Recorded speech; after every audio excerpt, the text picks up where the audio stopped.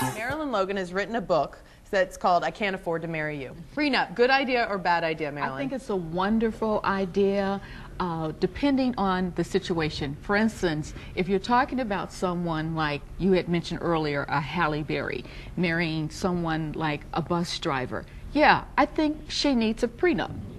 Why not? Because something truly could happen in that relationship. You say for better, for worse, for richer, for poor, but most people really don't mean that. So if something were to happen in that relationship, why shouldn't the bus driver be compensated instead of them fighting for years? Because guess who's going to be paying his lawyer's fee?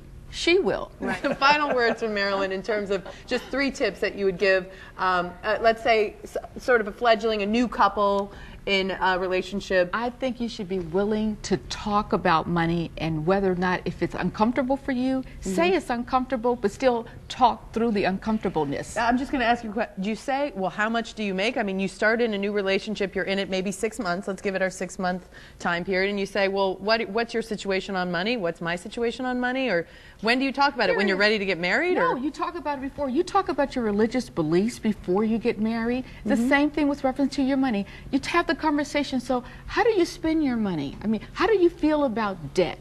Do you have credit card debt? Just put it on the table, because those are things that you're going to have to deal with in the relationship. Just like before you have children, you talk about how do you want to raise your kids.